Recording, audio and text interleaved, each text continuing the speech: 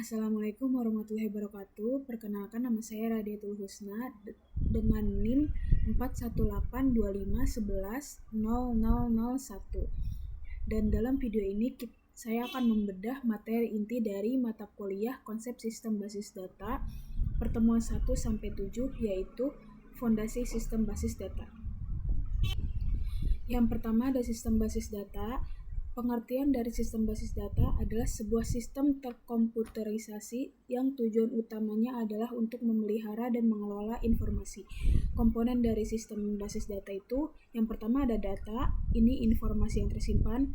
Yang kedua hardware, itu perangkat fisik seperti komputer, storage, laptop, dan lain-lain. Yang ketiga ada software, ini bisa juga disebut dengan DBMS, program pengelola basis data.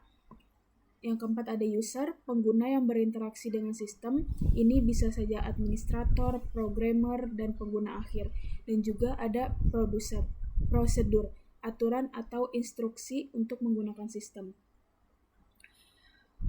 Bayangkan sistem basis data sebagai perpustakaan digital yang super teratur. Ini bukan hanya tumpukan buku atau data, tetapi juga sistem yang mengatur, menemukan, dan mengamankan setiap buku.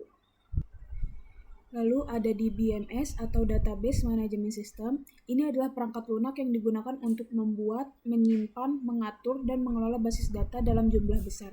DBMS bisa menjadi perantara antara pengguna atau aplikasi dengan data yang disimpan. Bahasa yang digunakan itu biasanya SQL. DBMS itu manajer perpustakaan yang sangat cerdas. Dialah yang melakukan semua pekerjaan berat di balik layar, seperti mengatur, mengunci, dan menemukan data secepat kilat. Nah, contoh-contoh di BMS itu yang pertama ada yang relasional atau RDBMS. Ini jenis yang paling umum yang menggunakan tabel dengan baris dan kolom untuk menyimpan data yang saling berhubungan atau relasi. Yang pertama contohnya ada MySQL, PostgreSQL, Oracle Database, dan Microsoft SQL Server. Yang kedua ada NoSQL yang non-relational. Ini digunakan ketika data sangat besar, tidak terstruktur, atau butuh kecepatan akses yang sangat tinggi. Mereka tidak menggunakan model tabel tradisional. Contohnya itu ada MongoDB, Cassandra, dan Redis. Nah, apa sih tujuan dari DBMS? DBMS itu tujuannya mengurangi redundansi data itu atau pengulangan data yang tidak perlu, lalu mengakses data dengan efisien dan cepat, dan yang ketiga menjamin keamanan dan integritas data. Lalu apa sih fungsi utama dari DBMS? Itu fungsinya yang ada 7. Yang pertama sebagai definisi data atau data definition. Ini seperti membuat struktur tabel dan mendefinisikan tipe data. Yang kedua ada manipulasi data. Ini maksudnya memasukkan atau insert, memperbarui, menghapus, dan mengambil atau retrieve atau mencari data. Yang ketiga itu kontrol akses. Ini maksudnya seperti pengamanan atau mengatur hak akses, siapa yang boleh melihat atau mengubah apa. Lalu ada yang keempat ada integritas data, lalu keamanan data, pemulihan dan pencadangan atau backup dan recovery. Yang ketujuh ada kamus data atau data dictionary. Lalu apa sih keunggulan dari DBMS? Itu keunggulannya sebagai kontrol redundansi atau tidak ada dua salinan data yang sama, menghemat ruang, dan keamanannya juga terjaga atau data sensitif dapat dilindungi.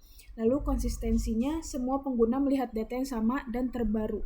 Lalu ada juga sebagai berbagi data. Banyak pengguna dapat mengakses data yang sama secara bersamaan. Secara keseluruhan, DBMS adalah tulang punggung operasional bagi perusahaan modern, mengubah data mentah menjadi aset informasi yang terstruktur dan aman.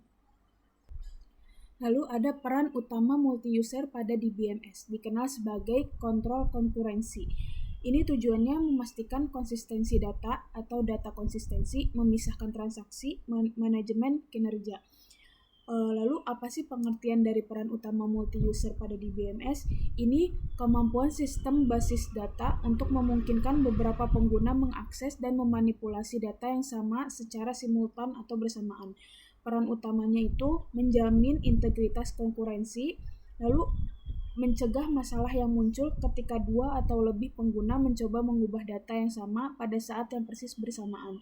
Lalu masalah yang dicegah itu contoh, bayangkan misalkan Anda dan teman Anda ingin membeli tiket konser terakhir yang tersisa. Jika tidak ada kontrol multi-user, sistem bisa saja menjual satu tiket itu kepada kalian berdua, menyebabkan data tidak konsisten atau jumlah tiket menjadi negatif 1. Nah, di BMS multi-user menggunakan teknik seperti locking atau mengunci data sementara untuk memastikan bahwa begitu satu pengguna memulai transaksi, pengguna lain harus menunggu hingga transaksi pertama selesai. Intinya, peran utamanya adalah untuk mengelola konflik, memastikan akurasi data, dan memungkinkan berbagi sumber daya secara aman dan efisien di antara banyak pengguna yang berinteraksi secara bersamaan. Lalu ada integritas data pada DBMS. Integritas data adalah jaminan bahwa data yang tersimpan di dalam basis data adalah akurat, konsisten, dan valid sepanjang siklus hidupnya. Jika data melanggar aturan ini, DBMS akan menolaknya. Perumpamaannya, integritas adalah seperti pemeriksaan identitas pada gerbang masuk data, hanya data yang valid dan sesuai aturan yang diizinkan masuk. Jenis-jenis integritas data ada 4. Yang pertama, integritas entitas.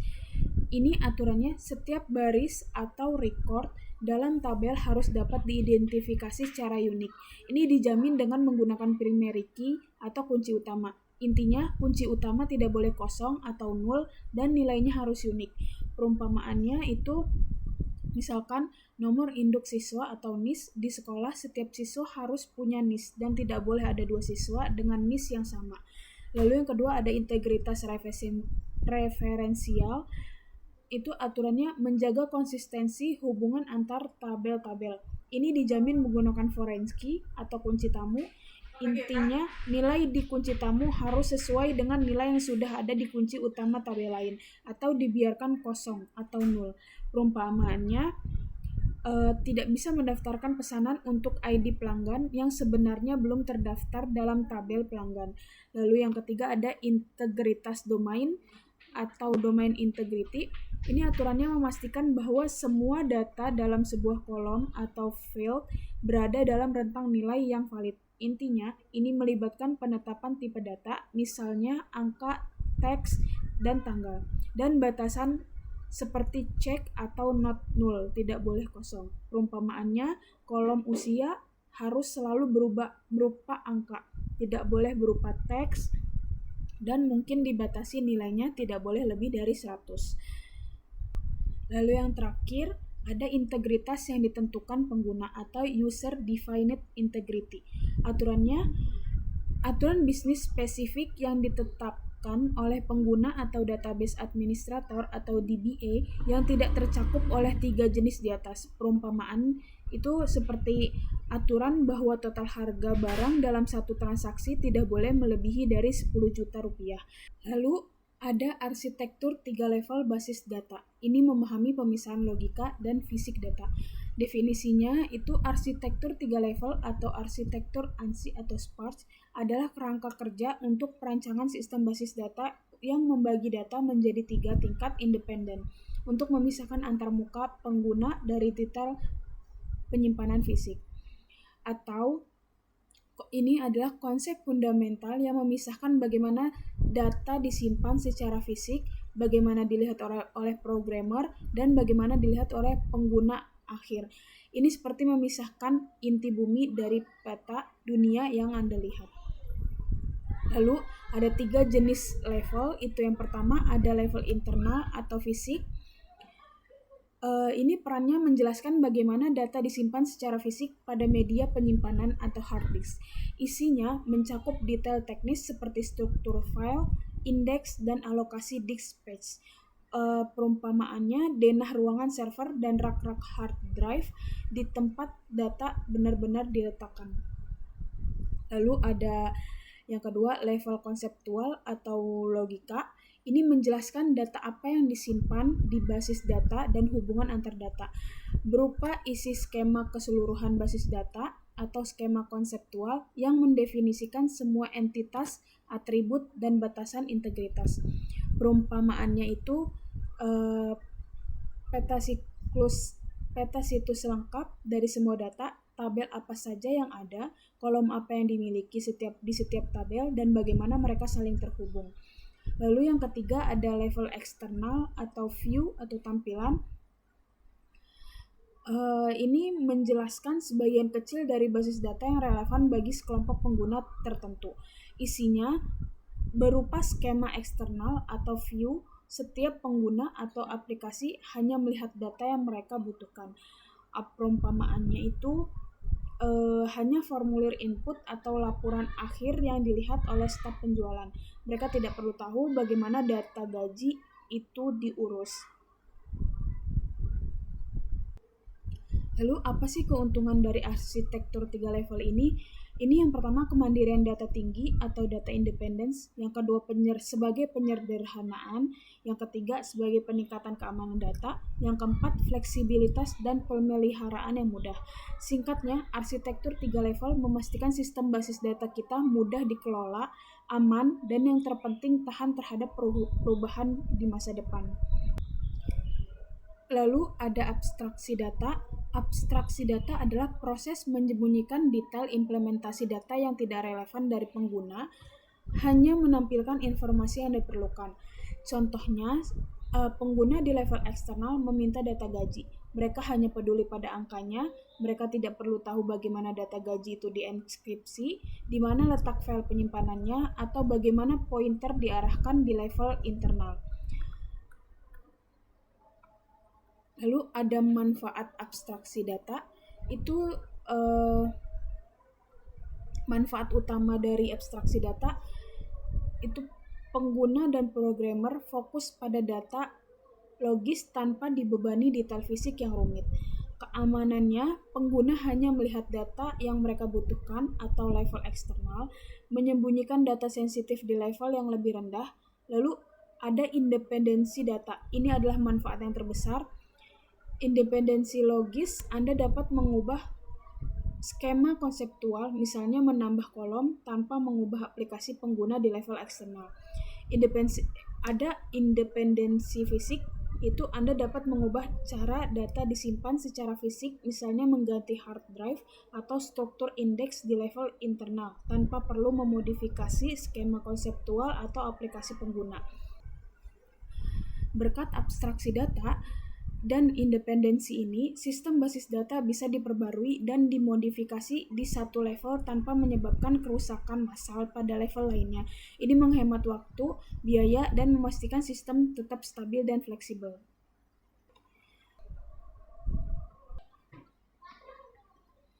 Lalu selanjutnya ada kemandirian data atau data independence, adalah kemampuan untuk mengubah skema di satu tingkat arsitektur basis data tanpa harus mengubah skema di tingkat yang lebih tinggi. Ini adalah fondasi yang membuat basis data modern, fleksibel, dan mudah dikelola. Kemandirian data memastikan bahwa aplikasi pengguna yang berinteraksi dengan basis data tidak terpengaruh oleh perubahan yang dibuat pada struktur penyimpanan data atau bahkan pada definisi data secara keseluruhan. Intinya, ini adalah isolasi antara level-level basis data. Ada jenis-jenis kemandirian data, itu ada 2 jenis utama kemandirian data yang sesuai dengan pemisahan antara 3 level arsitektur.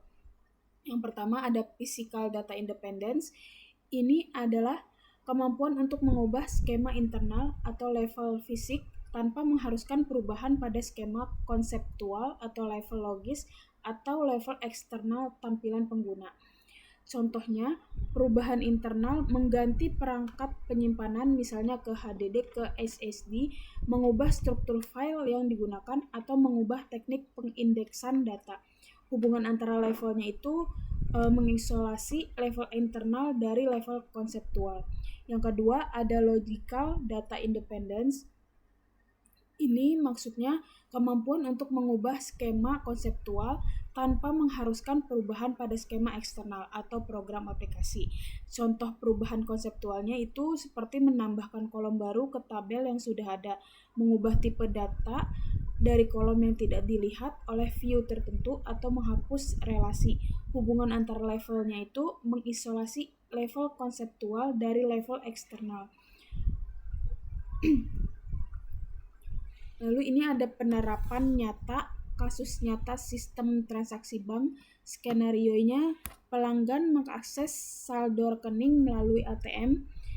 Ini level-levelnya, level eksternal sebagai pandangan pengguna, level konseptual sebagai struktur logis, level internal itu sebagai struktur fisik. Ini penerapan nyatanya. Lalu bagaimana abstraksi itu bekerja. Kesimpulannya itu kemandirian logis lebih sulit dicapai daripada kemandirian fisik karena perubahan pada struktur logika data cenderung memiliki dampak yang lebih besar pada program aplikasi. Lalu ada konsep dasar data modeling. Yang pertama, definisi data modeling. Data modeling atau pemodelan data adalah proses formal yang digunakan untuk mendefinisikan dan menganalisis kebutuhan data yang diperlukan. Untuk mendukung proses bisnis dalam suatu organisasi, itu diperlukan entitas, atribut, dan hubungan. Lalu tujuan utamanya apa sih? Memastikan semua data yang dibutuhkan untuk aplikasi disimpan secara akurat. Yang kedua, menyediakan representasi visual yang mudah dipahami oleh pengembang dan pengguna bisnis. Yang ketiga, itu memastikan integritas data dengan mendefinisikan aturan dan batasan. Lalu pentingnya pemodelan data itu sangat penting ya, karena berfungsi sebagai jembatan komunikasi yang membantu tim teknis atau programmer dan DBA dan tim bisnis bersepakat tentang definisi data, menghindari kesalahpahaman dan memastikan bisnis data yang dibangun benar-benar memenuhi kebutuhan bisnis. Tanpa model yang jelas, pembangunan basis data akan kacau dan mahal untuk diubah di kemudian hari. Lalu hubungan data modeling dengan arsitektur 3 level basis data itu, yang pertama ini jenis-jenis modelnya. Yang pertama itu ada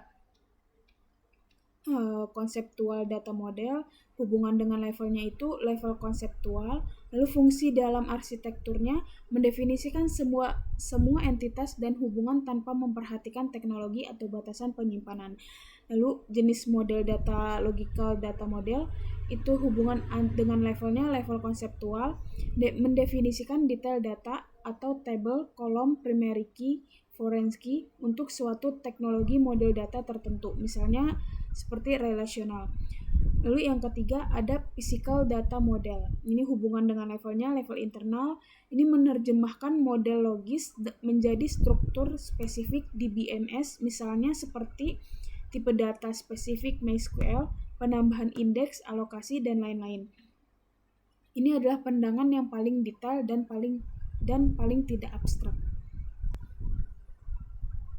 Singkatnya, pemodelan data adalah proses perancangan yang menghasilkan cetak biru untuk setiap level yang ada dalam arsitektur 3 level basis data. Selanjutnya itu ada jenis-jenis model data. Yang pertama ada konseptual data model. Ini abstraksinya tinggi, berfokus pada pemahaman bisnis dan kebutuhan pengguna. Isinya mengidentifikasi entitas utama seperti pelanggan, produk, pesanan, dan hubungan di antara mereka. Perumpamaannya seperti garis besar plot pada cerita. Lalu yang kedua ada logical data model. Ini abstraksinya menengah, mengorganisir data menjadi struktur tabel dan kolom. Isinya mendefinisikan semua atribut primary key, foreign key, dan batasan integritas. Lalu yang ketiga ada physical data model. Ini abstraksinya rendah, mendefinisikan data, bagaimana data akan diimplementasikan dalam DBMS spesifik. Isinya itu menetapkan tipe data spesifik seperti varchar atau teks, indeks, dan pengaturan performance lainnya. Lalu ini ada contoh visual model entitas relasi atau ERD. ERD terdiri dari 3 komponen utama yang direpresentasikan menggunakan bentuk-bentuk standar. Yang pertama ada entitas. Ini bentuk ERD-nya itu kotak ya, direpresentasikan menjadi kotak. Lalu atribut ada seperti elips atau daftar. Lalu ada relasi. Ini bentuknya belah ketupat atau garis. Nah, kardinalitasnya itu one to one atau one to many atau many to many. Baik, sekian dari saya. Kurang lebihnya mohon maaf. Assalamualaikum warahmatullahi wabarakatuh.